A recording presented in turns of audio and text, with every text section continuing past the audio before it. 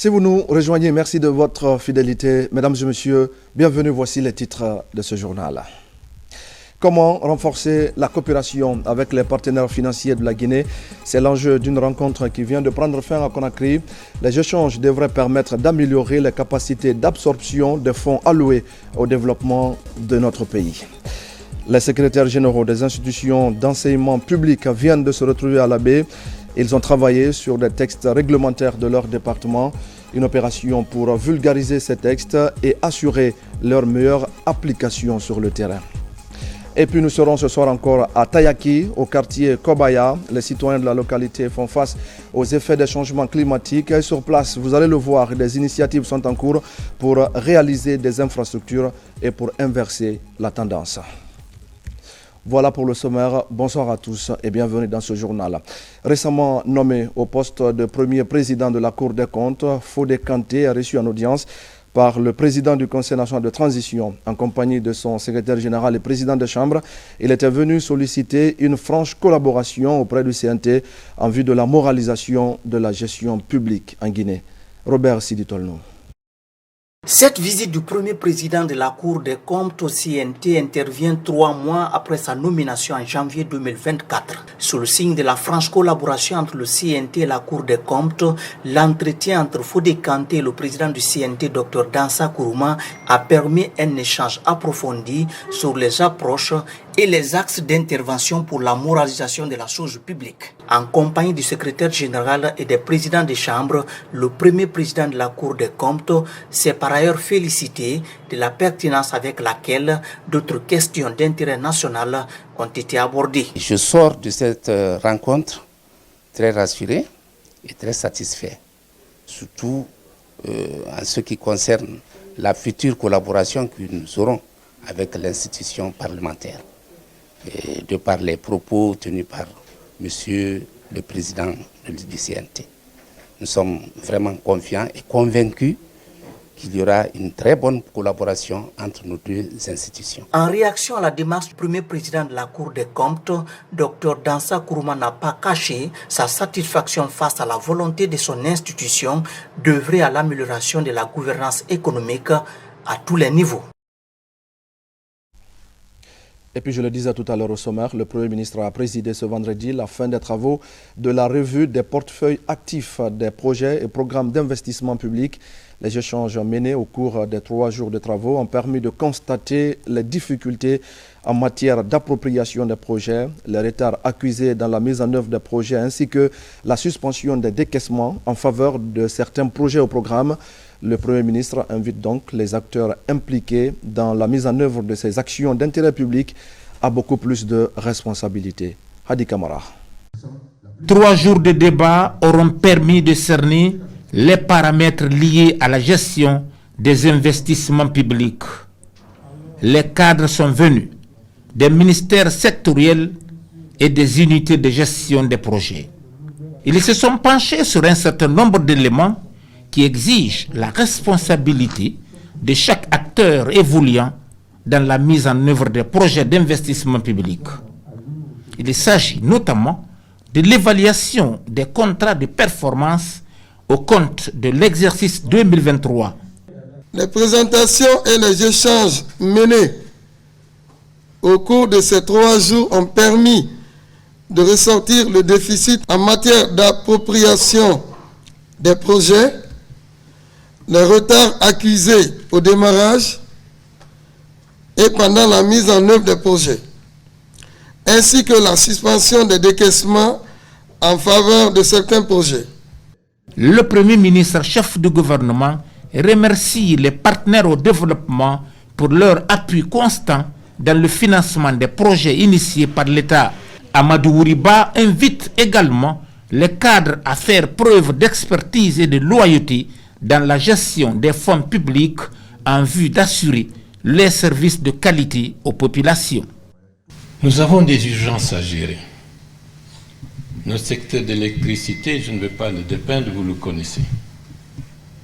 Nous sommes en train de chercher des voies et moyens pour améliorer ou maintenir à l'état, avec quelques améliorations, la desserte en électricité pour que notre appareil productif ne soit pas encore lourdement impacté et les ménages puissent avoir un cadre de vie plus ou moins acceptable d'ici la saison des pluies. Nous allons engager de manière rapide des actions permettant d'inverser de manière conséquente un système qui a perduré pendant des décennies et des décennies où le secteur de l'électricité était un secteur qui se comportait comme si c'était le seul secteur qui devrait bénéficier de tous les financements du pays. L'axe concernant le Simandou, c'est un apport extrêmement important pour notre économie qui va bouleverser un écosystème qui a été pendant très longtemps abandonné. Donc il y a un monde nouveau qui est en train de se profiler à l'horizon, qui impactera aussi bien l'administration, le secteur privé et l'ensemble du pays. Avoir un transguinéen qui partirait de l'Atlantique jusqu'au fin fond de la région de Beila est un atout qui pourrait permettre de revivifier des secteurs qui étaient pendant très longtemps abandonnés dans tous les domaines et qui donnent des nouvelles opportunités à nos jeunes, à nos ménages et à nos populations. Comme on le voit, c'est la signature des contrats de performance entre le coordonnateur des unités de gestion des projets et les ministres sectoriels. Il s'agit des travaux publics et des postes et télécommunications. Les travaux de la revue des portefeuilles actifs des projets et programmes d'investissement public financés par les bailleurs de fonds ont donc pris fin ici même à Conakry. Et pour l'exercice 2024 également, des contrats de performance sont signés entre les parties prenantes. L'objectif est d'inciter les unités de gestion à améliorer leur capacité d'absorption. Mamadi Gassama.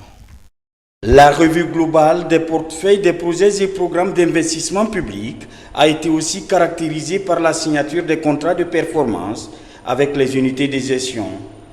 Cet acte engage la redevabilité des coordinateurs des projets vis-à-vis de l'État et les partenaires, et cela conformément au cahier de charges. Au niveau des points d'attention, il faut observer la mise en œuvre des conditions de premier décaissement. Comme vous le savez, ce sont des préalables pour le démarrage d'un projet. Et aussi la mise en vigueur de conventions de financement. La recommandation, vraiment, c'est d'inviter les ministères sectoriels à s'impliquer davantage sur le suivi des projets et programmes, et renforcer la culture de la performance au sein des UGP et valoriser les compétences au niveau interne, au niveau sectoriel, en termes de recrutement, aussi en termes de nomination des coordinateurs. Contrairement à l'année 2022, le taux moyen de décaissement des différents portefeuilles est passé de 30 à 41% en 2023. Cette nette amélioration est due à l'instauration des contrats de performance entre les différentes parties prenantes. Le projet urbain Haut-de-Guinée a pour objectif de développement l'amélioration de l'accès à l'eau potable. Ce n'était pas évident au départ compte tenu de toutes les contraintes qu'il y a eu dans le cadre de la mise en œuvre de ce projet, mais nous avons quand même le sentiment d'avoir été appuyés par tous les sectoriels. Il appartiendra, comme je le disais tantôt, à toutes les unités de gestion d'être vraiment proactifs. En guise d'encouragement, des satisfactions ont été décernées à certains coordinateurs qui se sont illustrés courant l'année 2023. Le contenu à présent de ce communiqué. La Direction générale de l'électricité de Guinée et des GSA tient à informer son aimable clientèle que suite à un déficit d'eau impactant nos barrages hydroélectriques, conjugué à une explosion survenue au dépôt pétrolier ayant entraîné la perte d'une centrale thermique à Koronti, ainsi qu'aux défis opérationnels rencontrés avec nos centrales thermiques, panne, maintenance, etc., nous sommes contraints d'adapter notre fourniture d'électricité. Cette adaptation se traduira par un réaménagement des délestages impliquant 2 à 5 interruptions de départ par jour afin d'assurer une fourniture électrique continue jusqu'à l'arrivée de la saison des pluies. Ce plan de délestage prendra effet à compter de ce samedi 6 avril 2024. EDG s'engage à communiquer quotidiennement à sa clientèle la liste détaillée des quartiers concernés.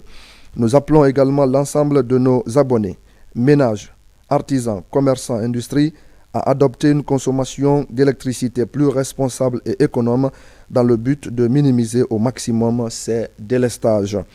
Consciente des désagréments que cette situation peut engendrer, la direction d'EDG présente ses excuses les plus sincères à ses clients et assure que tout le personnel est mobilisé pour apporter des solutions idoines durables à cette situation. Nous tenons à remercier notre clientèle pour sa compréhension et son soutien en ces moments délicats. Et pour toute demande d'informations supplémentaires, nous vous invitons à contacter notre centre de service clientèle Allo EDG au 626 11 11 11. Dans le reste de l'actualité, le gouvernement guinéen et les acteurs du système éducatif viennent de signer un nouveau document.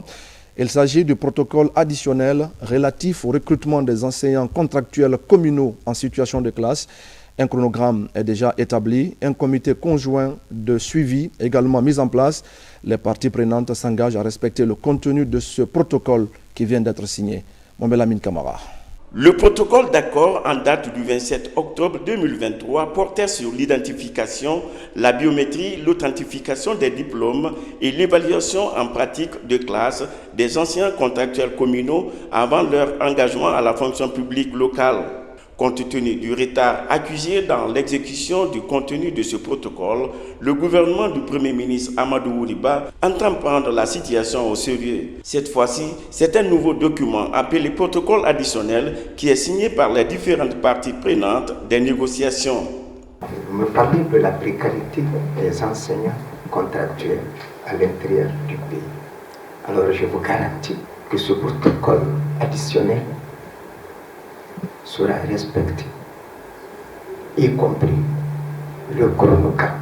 Depuis l'ouverture des classes jusqu'à maintenant, vous avez mis la Guinée au-dessus. Que Dieu vous en remercie. La sagesse de notre doyen dans la conduite de tous ces événements a permis d'avancer, aussi la technicité de la fonction publique, qui sont restés droits dans leur vote sur le respect des exigences de la loi en termes d'employabilité, ont aidé aussi à trouver des solutions. Et il faut ça. Il faut qu'on soit rigoureux, il faut qu'on se soumette aux règles, il faut que, et vous l'avez dit, il faut que nous aussi, qui prenons des engagements, nous soyons responsables en faisant respecter les engagements que nous avons pris. Ce protocole additionnel prend en compte des conditions d'éligibilité et de filtrage de l'ensemble des listes des anciens contractuels en situation de classe. Après le processus de filtrage, 14 152 anciens contractuels sont retenus et censés être dans les normes.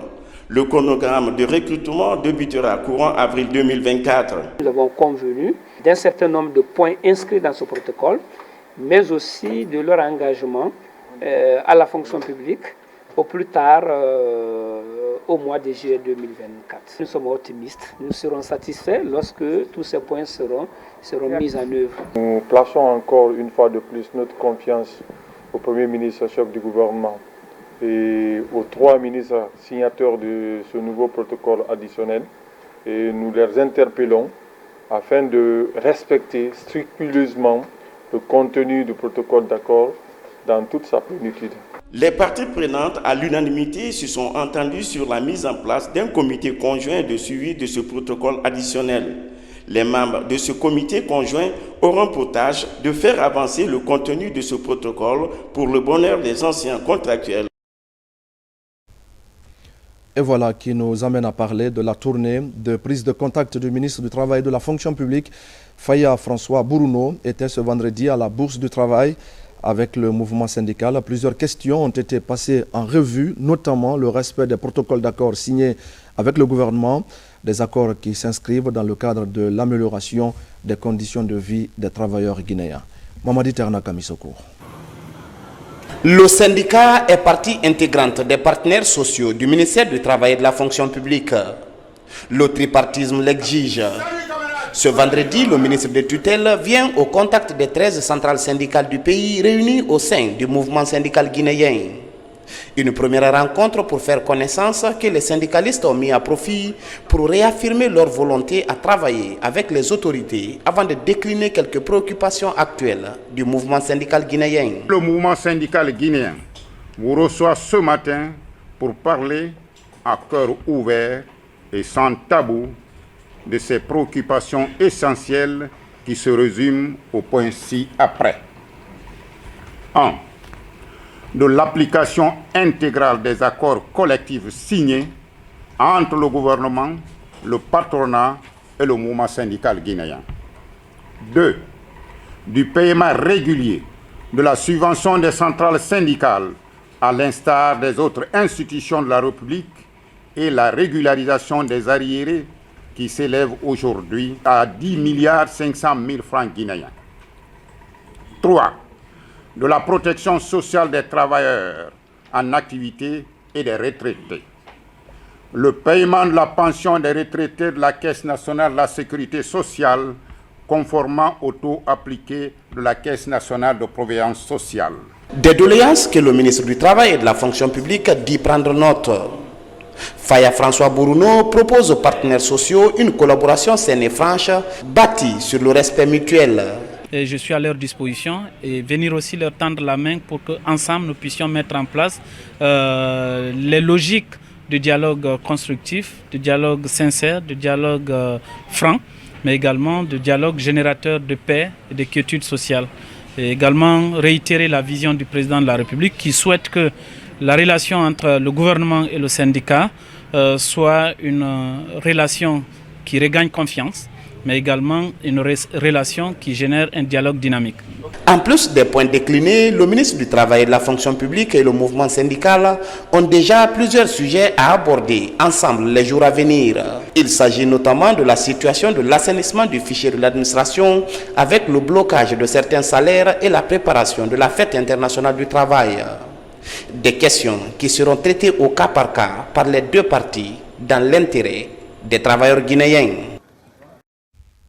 Merci à Mawadi Terna Kamisoko. Pendant ce temps, les secrétaires généraux des institutions d'enseignement supérieur public du pays étaient en conclave à la baie. 3 jours de travaux d'un atelier qui fait suite aux actions similaires déjà entreprises dans le Grand Conakry. Les participants ont travaillé sur la vulgarisation des textes réglementaires du ministère de l'enseignement supérieur et de la recherche scientifique. Enfin, le point avec Sarafdine Diallo et son enseignant. Depuis plus de 2 ans, le gouvernement de la transition investit énormément dans les institutions d'enseignement supérieur pour rehausser les conditions de travail et d'études en milieu universitaire. Après le renforcement des capacités des personnels, c'est au tour des secrétaires généraux des institutions d'enseignement supérieur, des institutions de recherche et des centres de documentation et d'information de Guinée d'échanger sur la vulgarisation des textes législatifs et réglementaires du ministère de l'Enseignement supérieur, de la recherche scientifique et de l'innovation. C'est toute une batterie de textes juridiques qui permettent aujourd'hui à l'enseignement supérieur de Guinée de s'adapter aussi aux réalités contemporaines et de se hisser au niveau des standards des autres de la sous-région par rapport auxquels nous sommes en compétition. Parce que l'enseignement supérieur, la recherche et l'innovation, c'est évidemment un domaine à la fois d'ouverture, de coopération, mais aussi de compétition. Pendant 3 jours d'intenses activités d'appropriation et de partage d'expériences, les participants s'engagent à vulgariser les textes législatifs et réglementaires qui vont garantir à coup sûr le bon fonctionnement et organisationnel des différentes institutions d'enseignement supérieur. Nous espérons que les secrétaires généraux vont s'en approprier parce qu'ils sont les gardiens, dans les institutions, ils sont les gardiens du respect du cadre réglementaire. Donc nous espérons qu'à l'issue de cet atelier, ils seront suffisamment outillés pour retourner dans leur institution universitaire et assurer eux-mêmes, dans la forme la plus appropriée, la vulgarisation de toute la batterie. L'enseignement supérieur a pris un élan. Et cela, il faut de la persévérance. Il faut que les dirigeants sachent que déjà le peuple est fier de notre système d'enseignement supérieur. Cette rencontre a permis aux secrétaires généraux de mieux comprendre les enjeux transformationnels qui s'imposent et le rôle capital à jouer pour le bon fonctionnement d'un établissement public à caractère scientifique. Le contenu de cet autre communiqué du ministère de l'Administration du Territoire et de la Décentralisation. En ces mois bénis, le ministère de l'Administration du Territoire et de la Décentralisation, au nom du gouvernement guinéen, souhaite un bon ramadan aux fidèles musulmans et félicite les fidèles chrétiens pour leur résilience durant le carême jusqu'à la célébration de la fête de Pâques. Il rappelle par la même occasion aux citoyennes et citoyens que, comme à l'accoutumée, le premier samedi de ce mois, précisément le 6 avril 2024, est une journée dédiée à l'assainissement et à la salubrité. Des activités intenses de nettoyage doublées d'une sensibilisation des populations seront organisées par les autorités régionales, préfectorales et communales durant la matinée de 8h15 à 12h. Au niveau de Conakry, en prélude à la saison hivernale, il sera procédé au débouchage de certains caniveaux le long de la voirie principale. Ces travaux se poursuivront plus tard sur toute la ville. Les autorités à tous les niveaux, gouverneurs, préfets, secrétaires généraux, sécurité routière, sections syndicales, sont invités, chacune en ce qui le concerne, à prendre toutes les bonnes dispositions pour un bon déroulement des activités programmées. Le ministre de l'Administration du Territoire et de la Décentralisation informe que la circulation ne sera pas bloquée et sait compter sur l'engagement habituel de toutes et tous. Conakry, le 5 avril 2024, Ibrahima Khalil Condé, ministre de l'Administration du Territoire et de la Décentralisation. Et puis, c'est un dispositif qui est placé directement dans le réservoir des engins roulants et qui permet de rationaliser la consommation du carburant. Le dispositif Supertech est porté par la Direction générale de DSD Guinée. Son objectif est d'accompagner les efforts du gouvernement dans la riposte contre la crise de carburant dans notre pays. Marwan Kamara. Au ministère des Transports, le chef du département multiplie les inspections dans les différents services relevant de son ressort. Après avoir visité quelques directions du secteur aérien, il se dirige désormais vers le secteur maritime. Tout d'abord, la Direction générale du port autonome de Conakry. Le ministre Ousmane Gawal Diallo est orienté sur les activités du port. Cette visite devrait lui permettre d'examiner le fonctionnement de l'administration des directions pour mieux connaître leurs prérogatives. C'est une visite nécessaire pour nous-mêmes, pour appréhender, pour comprendre toute la dimension des responsabilités qui sont les nôtres, de faire en sorte que les secteurs de transport, qu'ils soient maritimes, terrestres ou aériens, puissent connaître une amplification pour servir notre économie, pour servir notre pays. C'est toute la mise en œuvre de la politique du contenu local qui est si chère au chef de l'État et au président de la République, qui n'arrête pas de rappeler ça. Où des compagnies étrangères interviennent, nous aimerions que dans un délai relativement court, que les Guinéens puissent suppléer pour prendre cela et même pour aller servir ailleurs et monter encore un peu plus le drapeau de notre pays. Le deuxième volet de cette sortie de terrain, le commissariat spécial du port autonome, Conakry Terminal, le groupe Alport Conakry, la CBK Port Minier ou encore la Direction nationale des transports terrestres. Dans ces différentes directions visitées, le ministre des Transports se fixe un défi, celui de la modernisation des actions pour une dimension internationale. Ça a été l'occasion pour nous de lui présenter la DNTT, ses missions, ses attributions, mais aussi les activités réalisées et en cours dans le cadre de notre PAO. Donc nous avons également fait part à Monsieur le ministre des difficultés que nous avons, des perspectives. C'est très important d'avoir les autorités alignées et de comprendre exactement où est-ce qu'on est nécessité de leur assistance et là où on excelle. Donc vraiment on était très heureux de l'avoir parmi nous. Ces multiples concertations sont une opportunité pour le chef du département des transports de créer un climat de bonne collaboration des services rattachés de son département. Vous l'avez donc compris, mesdames et messieurs, c'était le reportage d'Abraham Christophe Conté par rapport à cette tournée du ministre des Transports.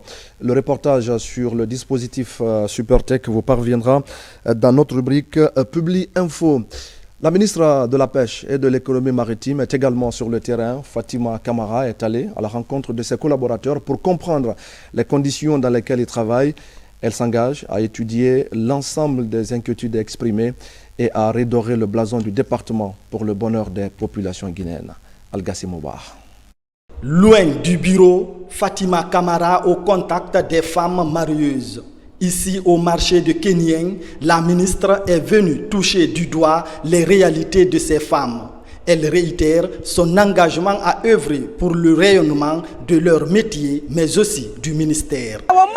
Président général Mamadi Doumbouya,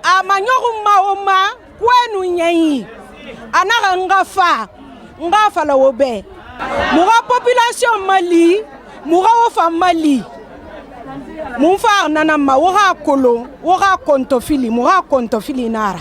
Prochaine étape, le port autonome de Conakry où la délégation est accueillie chaleureusement par ces femmes.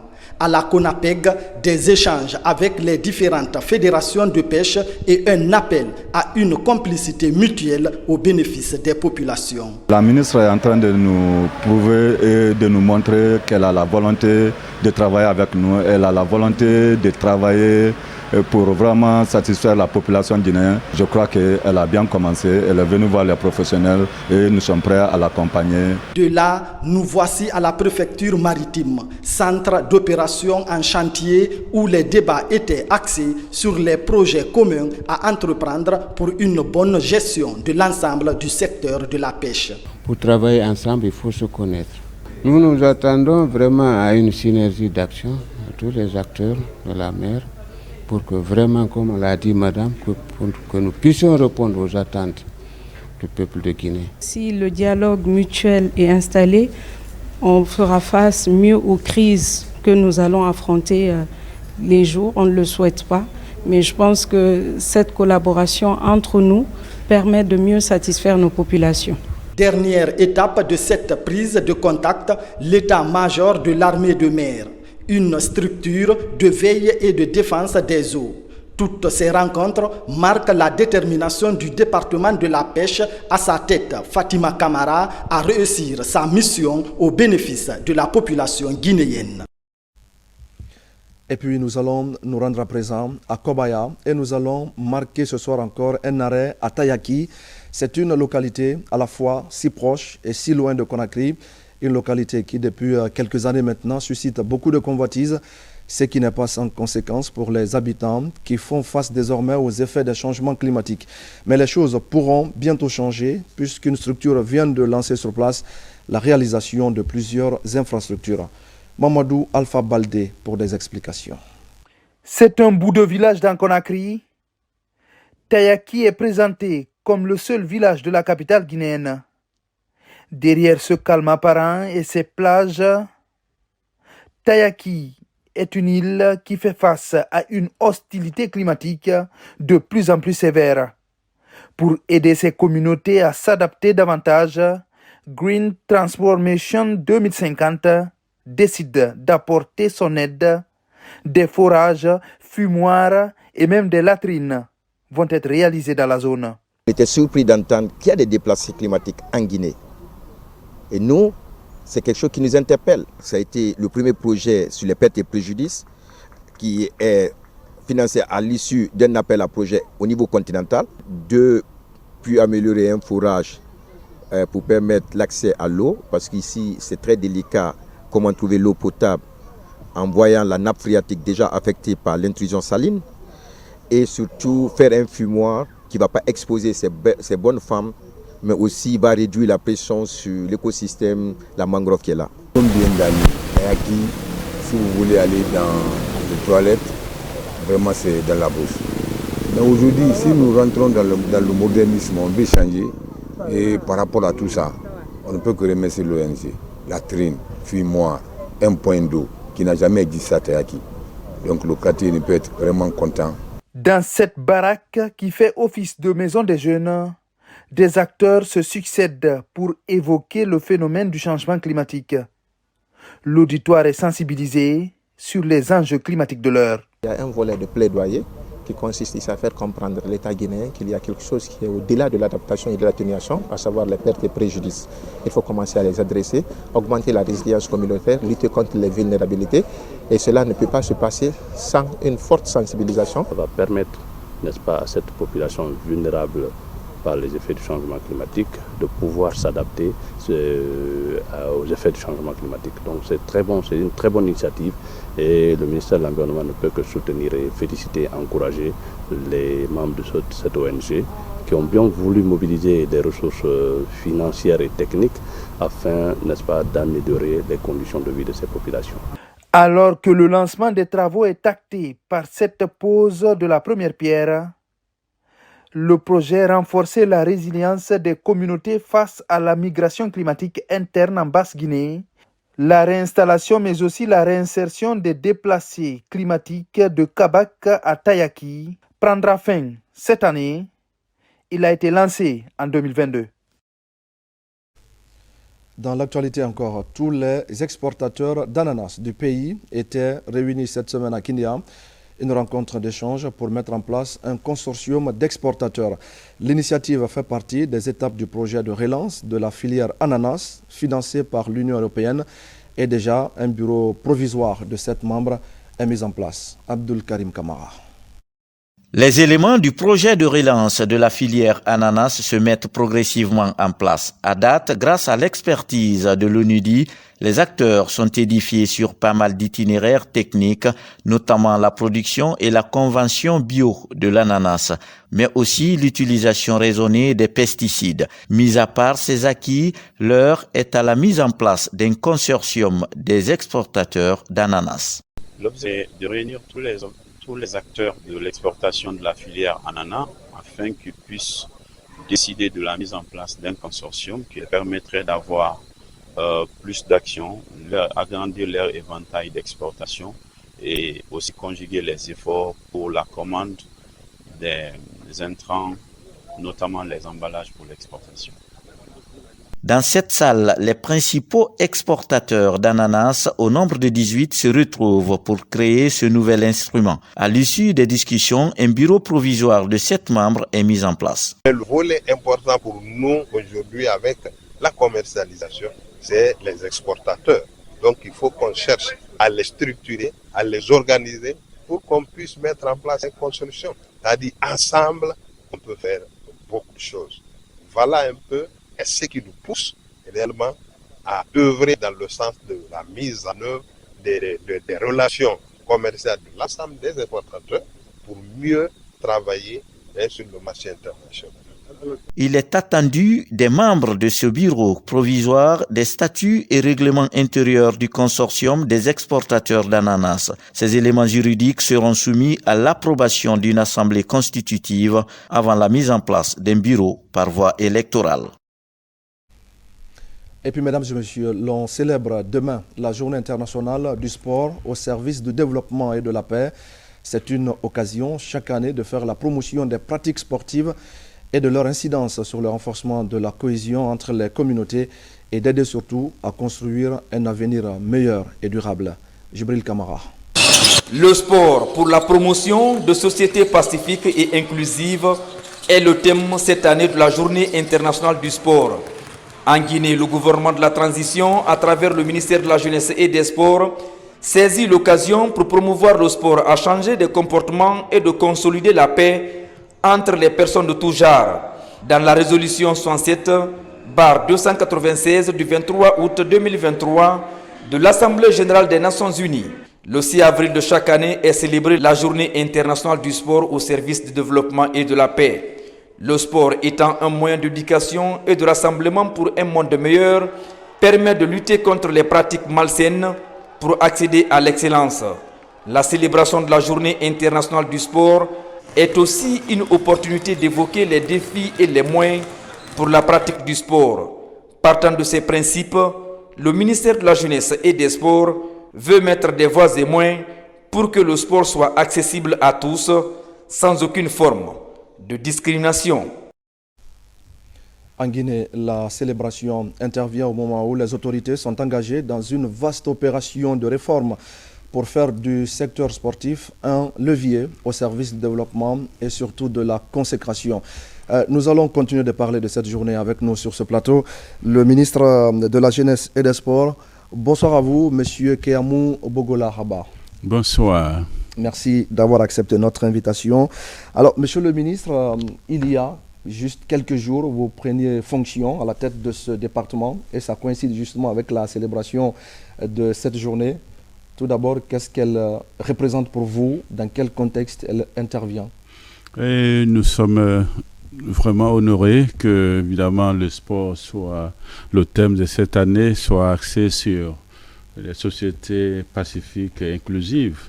Et nous prenons fonction à un moment où la Guinée a beaucoup plus besoin effectivement de l'unité, du rassemblement et de son repositionnement à l'international. Et nous pensons que le sport peut jouer un rôle extrêmement important et c'est pourquoi nous saluons cette journée. La consolidation de la paix, c'est l'un des grands chantiers des autorités. Comment on peut faire du sport un levier pour le développement, pour l'inclusion, mais surtout pour la paix? Vous vous rappelez que chaque fois que notre série nationale joue, et vous voyez combien de fois, évidemment, l'unité est exprimée. Tous les acteurs, la classe politique, les sociétés, chacun oublie complètement nos divisions. Et le sport, c'est de facteur d'unité. Et vous avez aussi compris que le sport ne fait pas de distinction, ni d'ethnie, ni de religion. Et évidemment, en termes de classe sociale, il ne fait pas de distinction. Et donc pour nous, à faire du sport un levier pour la paix, serait extrêmement important que si toute la classe politique, la classe sociale peut s'inspirer évidemment du sport pour instaurer le dialogue, alors notre société sera pacifique. De l'autre côté, vous savez bien que notre pays, en termes de repositionnement, est en train de travailler pour un repositionnement international. Et aujourd'hui, il n'y a pas pratiquement le ministère des Affaires étrangères, c'est donc nos athlètes et partout sur les terrains de sport dans le monde qui portent haut le drapeau de notre nation. Et c'est quelque chose de très encouragé. Et vous savez bien que des nations, nous sommes à un contexte où, évidemment, des pays sont en guerre. Et nous sommes dans une année olympique et les athlètes sont capables évidemment de faire tomber ces difficultés, ces guerres, ces crises géopolitiques. Et je pense que c'est une année où nous serons à Paris et nous estimons que la Guinée sera là à travers plusieurs disciplines, dont le football, parce que nous aurons notre match de barrage et nous profiterons évidemment de cette occasion pour prôner la paix, comme vous l'avez constaté, et avec les Jeux olympiques partout dans le monde. Chaque fois que nous avons cette occasion, nous faisons la promotion de la paix. Et au niveau de l'inclusivité, c'est le sport seul aujourd'hui qui permet à des minorités de s'exprimer, et à des jeunes qui peut-être peuvent penser qu'ils ne sont pas, et de s'exprimer partout dans le monde, de s'épanouir et puis de s'affirmer. Et ça, c'est extrêmement important en termes d'inclusivité. Alors, Monsieur le ministre, vous parlez de communion. On ressent, lorsqu'il y a des manifestations sportives, vous avez parlé par exemple du CI national de Guinée, on sent une certaine solidarité entre tous les Guinéens, mais en dehors de ces manifestations sportives, sur le plan local, est-ce que des activités sont prévues par votre département pour faire de ces différentes disciplines sportives des leviers au service du développement et de la consolidation de la paix? Nous avons commencé à travailler pour faire vraiment du sport de la réalité. Comme vous le constatez, il y a beaucoup d'années, beaucoup de disciplines ne font pas de championnat, que ce soit au niveau des sports collectifs ou individuels ou de combat. Rarement nous tenons des compétitions et notre gouvernement, en accord avec la fédération, en accord avec le comité national olympique, para-olympique et spécial olympique, travaille actuellement sur un plan de relance réellement du sport à la base. C'est seul à travers le sport scolaire et académique. D'habitude, pour des années où nous connaissons, l'engouement était total dans nos universités, dans nos écoles, dans nos concessions militaires, dans les camps militaires. Mais ces dernières années, nous avons perdu cet élan du développement du sport, à part aujourd'hui le football qui tient évidemment son championnat au niveau de la première division, deuxième division, vous constatez qu'il y a eu quand même beaucoup de délaissement. C'est ce travail que nous allons faire pour que le sport prenne sa place. Au niveau international, nos équipes font beaucoup, avec surtout le soutien de nos binationaux qui constituent l'ossature importante de nos équipes. Alors, il faut absolument développer à la base. Et c'est ce travail que notre gouvernement va faire. Et nous avons l'ambition de qualifier notre équipe pour les Jeux Olympiques après 1968. Parce que c'est en 1968 que le football, évidemment, nous a amenés au Mexique avec l'OAFIA. Et je crois qu'il nous reste un match de barrage à Paris pour que notre équipe, pour la deuxième fois de football, soit aux Jeux Olympiques. Et ça, c'est extrêmement important. Au niveau de la Coupe du Monde, nous nous sommes engagés et je crois que nos équipes aussi sont préparées pour que nous soyons peut-être pour la première fois à une Coupe du Monde. Ça aussi sont des ambitions très affichées. Et au niveau académique, au niveau scolaire, nos jeunes seront en Chine pour la Coupe du Monde de leur catégorie. Et ça sera une première fois aussi que nous avons cela. Et au niveau du basket, ils seront à la Coupe du Monde en Turquie, les U17. Et ça, c'est une première fois. Donc, en réalité, vous comprenez que l'engouement est total, mais il faut faire le développement du sport à la base. Et au niveau national, c'est le défi que nous sommes assignés. Nous allons travailler avec l'ensemble des fédérations pour que cela soit. Et l'unité des fédérations aussi, c'est important, parce que le fair play et la discipline que nous voulons qui caractérise notre football doit s'exprimer évidemment à travers l'unité aussi de nos fédérations. Nous y travaillons.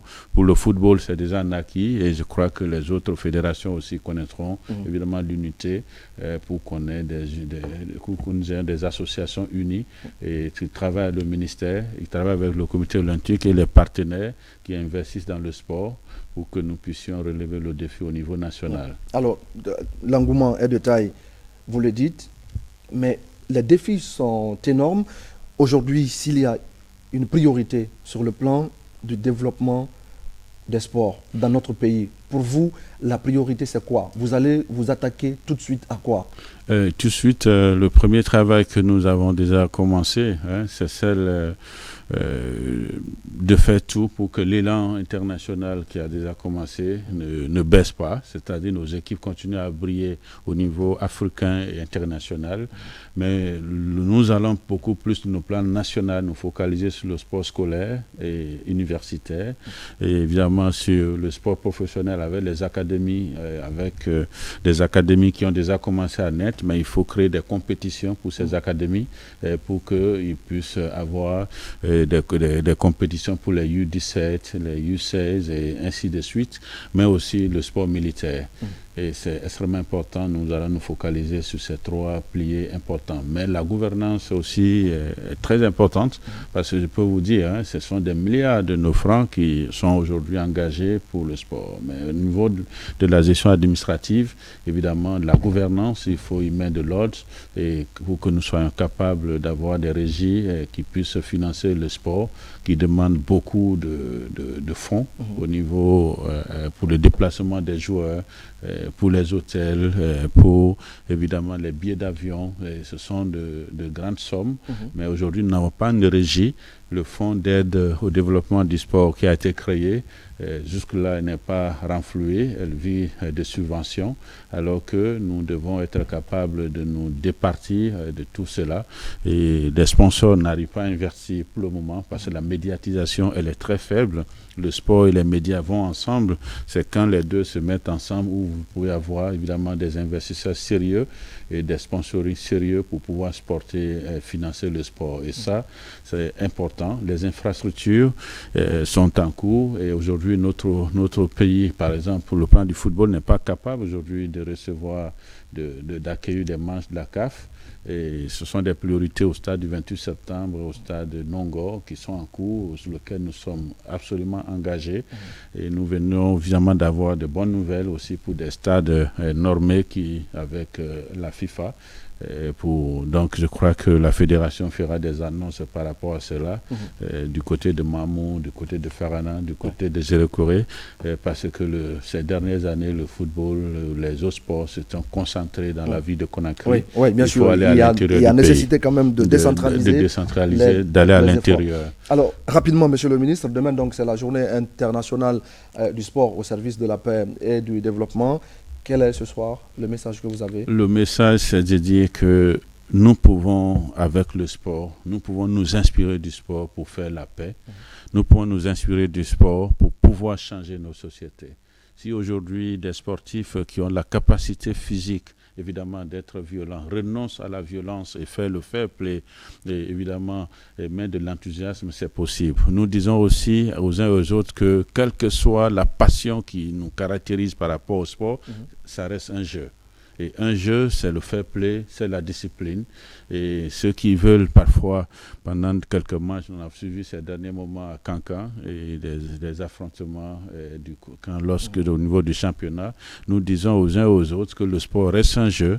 Et il n'y a que 3 résultats, soit on gagne, soit on fait match nul ou on perd. Mais il y a l'espoir parce que il y a toujours plusieurs matchs, il y a plusieurs opportunités. Donc le sport ne doit pas être un facteur de violence, mais un facteur de paix, un facteur d'unité et notre pays en a besoin de rassemblement. Est-ce qu'on peut s'attendre, par exemple, monsieur le ministre, à un tournoi consacré exclusivement à la promotion de la paix sur l'ensemble du territoire national? Tout ceci sont des discussions qui sont en cours et je crois qu'avec l'ensemble des fédérations que nous allons voir, que ce soit les ligues professionnelles ou les amateurs ou évidemment le sport pour tous, nous y travaillons et nous y pensons.